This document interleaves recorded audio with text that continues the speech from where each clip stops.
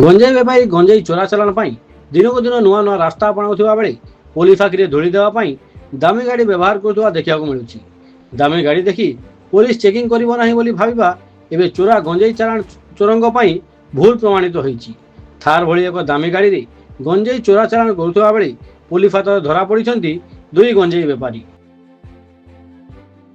ରାଜ୍ୟର ଫୁଲବାଣୀ, କନ୍ଧମାଳ ଭଳି ଜିଲ୍ଲାରେ ବହୁଳ ପରିମାଣରେ ଗଞ୍ଜେଇ ଚାଷ କରାଯାଉଥିବା ବେଳେ ପଡ଼ୋଶୀ ବଲାଙ୍ଗୀର ଓ କଳାହାଣ୍ଡି ଜିଲ୍ଲା ଦେଇ ଓଡ଼ିଶା ବାହାରକୁ ଯାଉଛି ଗଞ୍ଜେଇ। ରାତିରେ ତୁଫରା ପୋଲିସ ପେଟ୍ରୋଲିଂ କରୁଥିବା ବେଳେ କନ୍ଧମାଳ ଜିଲ୍ଲା ତୁଫରା ଦେଇ ଏକ ଥାର ଗାଡ଼ିରେ 370 କିଲୋଗ୍ରାମ ଗଞ୍ଜେଇ ଚୋରା ଚାଲାଣ ହେଉଥିବା ବେଳେ ପୋଲିସ ଗାଡ଼ି ସମେତ ଦୁଇ ବେପାରୀଙ୍କୁ ମାଡ଼ି ବସିଛି। ଏହି ଘଟଣାରେ ଗିରଫ ହୋଇଥିବା ସଲମାନ ଆଲମ ଓ ମହମ୍ମଦ ଆସିଫ ଦୁଇ ଝାଡ଼ଖଣ୍ଡ ଅଞ୍ଚଳର ବୋଲି ଜଣାପଡ଼ିଛି। ସୂଚନା ଅନୁଯାୟୀ JH05EA 0028 ନମ୍ବର ବିଶିଷ୍ଟ ଏକ ଥାର ଗାଡ଼ି ତୁଫରା ଅଞ୍ଚଳରେ ପେଟ୍ରୋଲିଂ କରୁଥିବା ଅବକାରୀ ବିଭାଗର ଗାଡ଼ିକୁ ଭୋର ସମୟରେ ଦ୍ରୁତ ଗତିରେ କ୍ରସ୍ କରିଥିଲା, ଯାହାକୁ ନେଇ ପେଟ୍ରୋଲିଂ କରୁଥିବା ଅଧିକାରୀଙ୍କ ମନରେ ସନ୍ଦେହ ହୋଇଥିଲା। ପେଟ୍ରୋଲିଂ ଗାଡ଼ିଟି ସେହି ଥାର ଗାଡ଼ିର ପିଛା କରି ଶେଷରେ ପୁଇଁତଲା ଭାଲେର ଛକଠାରେ ଗାଡ଼ିଟିକୁ ଅଟକାଇବାରେ ସକ୍ଷମ ହୋଇଥିଲେ।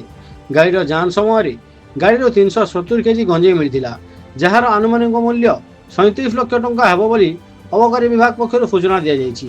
ଏହା ସହିତ ଜବତ ହୋଇଥିବା ଗଞ୍ଜେଇ କନ୍ଧମାଳରୁ ତୁଫରା ଦେଇ ମହାରାଷ୍ଟ୍ରକୁ ଚାଲାଣ ହେଉଥିବା ନେଇ ମଧ୍ୟ ସୂଚନା ଦେଇଛି ଅବକାରୀ ବିଭାଗ।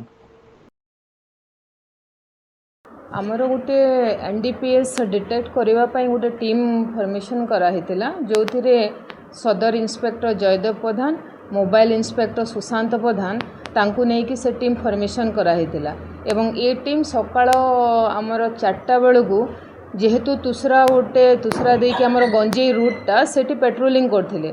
पेट्रोलिंग करथवा समय गोटे थर गाड़ी माने बहुत स्पीड रे आसिला एवं ताकू माने जेमिति अटकेबा पई चेष्टा कले सेठू माने स्पीड रे पळेबा पई चेष्टा कला तो इमानकर डाउट हैला एवं से माने से गाड़ी को पीछा कले एवं हमर भालेर छक पुइंतळा पाखरे से गाड़ीटा को अटकेबा पई अटकेले से माने एवं सेठू दुईटा एक्यूज को अटकेले एवं से गाड़ी रू पाखापाखी आमर 370 केजी गंजी सीज करागला एवं गाड़ी रे थिबा दुईटा पर्सन थिले सलमान आलम, मोहम्मद आसिफ से मैन ऑफ झारखंड एवं एमाने गंजेईटा ट्रांसपोर्ट करूथिले कंधमाल डिस्ट्रिक्ट रू महाराष्ट्र को।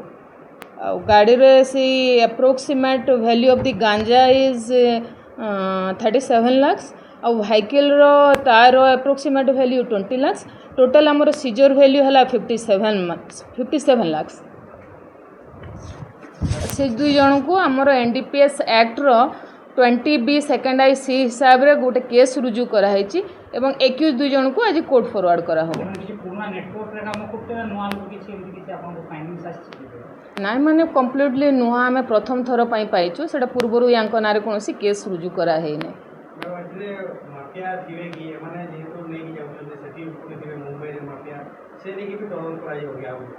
हाँ आमर तदंत चालू रहिबो जे एक्चुअली सेठी किए तांको काहाकू से माने नहीं कि जाउथिले काहाकू हैंडओवर करिवे तार आमर तदंत प्रक्रिया चालू रहिबो।